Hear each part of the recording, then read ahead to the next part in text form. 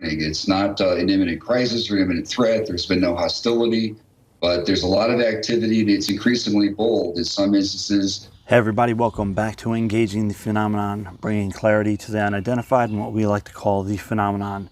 And today I just wanted to make a short video discussing an idea, which I think is an important idea we need to have further discussion on, and that is the idea of UFO threat versus hostility. And I've been wanting to make this video for a while, but actually Christopher Mellon was on TV the other day, and he actually clearly stated it. And I believe that Leslie Kean had also stated it in a previous interview with Jeffrey Mishlove. And that's the sentiment of saying, well, there's a potential threat because, you have unknown objects coming into sensitive areas, even nuclear facilities, and, by battle carrier groups in restricted military space. And, that can be seen as a potential threat because they can disable our instruments basically. And if you're not looking for all the unknowns, right, who's to say that you have an object come in, you're not sure of what it is. Well, maybe it could be a UFO, but you know what, maybe it could also be foreign countries' instruments, drones or whatever. And so you have to be aware and alert for that kind of thing, because some of it probably is foreign technology, but for sure some of it is genuine UFOs. But again, the idea of saying it's a threat is something that I think has been used as a gambit to create a liability for the Department of Defense, to kind of force the government's hand in a way to push on disclosure, because now, we know the subject was not, a subject of UFOs has not been properly kicked up the chain of command. Now, for the first time, it finally is. Now there is finally going to be awareness of the topic as something real, for the first time in many years, and as something that is a reality.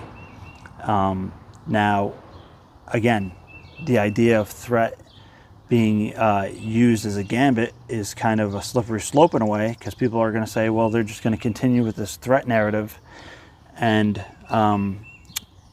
every time people mention UFOs or UAP, they're going to have this idea of a threat.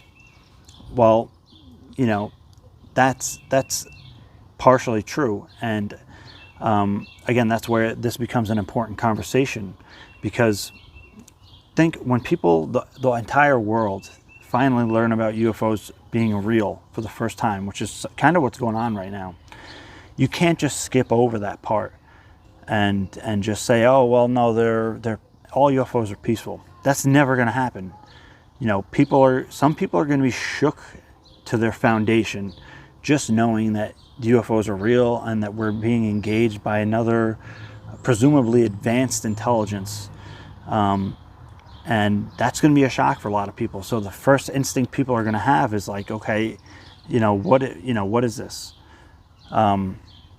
So that the sooner that we deal with that question, I think the sooner that we will have an answer, right? And again, here you have Christopher Mellon stating that there's the potential threat because, these objects are coming into sensitive areas where we wouldn't allow anyone else other than our own, not even U.S. citizens are allowed to go there. It's just the military, right? Just them. Because they're doing exercises and trainings and stuff like that. So you have these objects coming in there, and there's the potential for collisions and all kinds of mishaps that could happen, and kind of that's more so what they're going on. But they clearly state, again, I think Lou Elizondo has said it before, Christopher Mellon, Leslie Kean, is that there hasn't been hostile acts. There hasn't been hostile behavior. There doesn't seem like there's an intention on the UFO phenomenon to kind of harm or really menace in any way. It seems more like they're observing and engaging us. People in very senior positions within the Department of Defense and the intelligence community that believe this may be a national security issue. And when I say national security issue, I don't necessarily mean a national security threat. What I mean is we don't know yet if it's a threat. And I think with the coming of this 180-day report that's due to Congress, whether it's delayed or not, there hopefully will be some additional information in there to help us determine if it is indeed a threat. And if it's not a threat, then maybe we need to open up the aperture a little bit and have a more whole of government approach to this, rather than just being a defense or an intelligence effort. Maybe we need to include folks like FAA and Department of Energy and NOAA and academia and the scientific community. At least in that sense. And I believe even on the 60 Minutes show, one of the pilots made a comment about that, saying that they didn't feel threatened necessarily, but more so amazed at what was going on. So again, I think that this is a very important conversation going forward. And again, I think it's just that, a conversation that needs to be had. It's something that we have to move through and work through. And I think it's going to be going on for a while, and people are going to be debating this. Again, there's no way that you're just going to jump over this and preach that all UFOs are good, even if that was the reality in the case of it. That you're not going to convince everybody of it overnight. This is a conversation that needs to be had, and rightfully so. That's the mature thing to do. We need greater understanding. And again, part of this gauges on the phenomenon itself. The phenomenon knows for sure how we're perceiving it.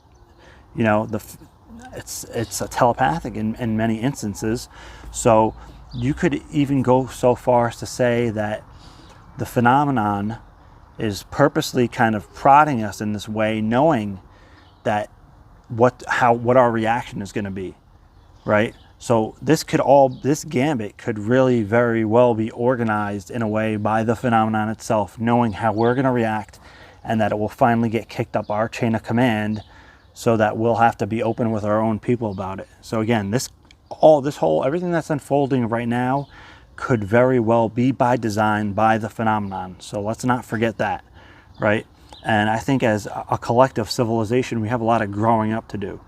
And we're probably infants to them in a way, as far as our level of social and intellectual maturity, maybe even spiritual if you want to go there. So this is all going to be a long process. So don't assume that we're going to get rid of the threat narrative soon. Don't assume that it's going to be all peaceful contact and stuff as far as the conversation goes. And it's important for people to share their perspective. So if you're somebody who's had positive experience, that's great. Share that. That's your part.